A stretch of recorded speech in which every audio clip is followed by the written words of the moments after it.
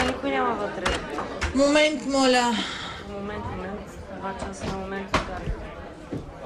Моля.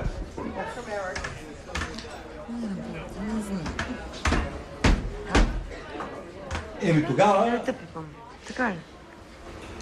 Съжалявам, но ще се наложи да спрем да приемаме за известно време. Касовия апарат блокира.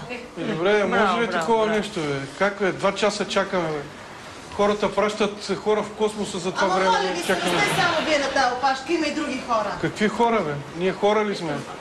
Хора ли сме? За здравната каса сме пациенти, за магазинерите сме клиенти, за ченгетата сме заподозрени, за жените сме си гьотверени, а пък за интернет доставчиците ко сме? Просто трафик. Хора. Хора сме били. Хората ходят през лятото на море, а през зимата на ски. А пък ние ходим през лятото да мием чини в Испания. За да можем да ходим през зимата си плащаме парното и топлата вода. Хора. Няма хора тук. Няма хора. Защото хората работят до 60 години, при средна продължителност на живота 85 години. А пък ние работиме до 63 години, при средна продължителност на живота 58. И няма математика, която да обясни как изработваме тия 5 години до пенсия, след като ритнем камбаната. Хора. Няма хора тук, има само статистика. 50% безработни, 70% неграмотни, 80% гьотверени и 120% преебани. Хората имат мечти, а пък ние имаме хемороиди.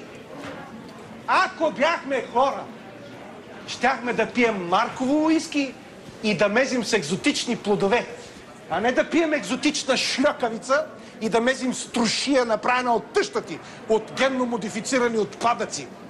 Хора, не сме хора. Ако бяхме хора, децата ни щяха да ходят в елитни детски градини и да учат чужди езици, а не да ходят в чужди градини да берат елитни маслини за 75 евроцента на ден.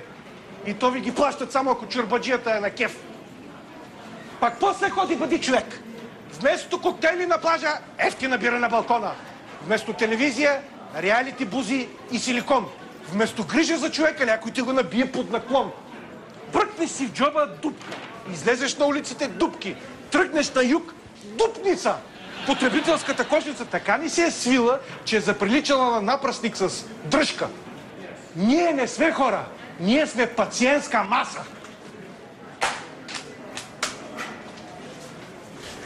Господине, вие не бяхте ли най-накрая? Не.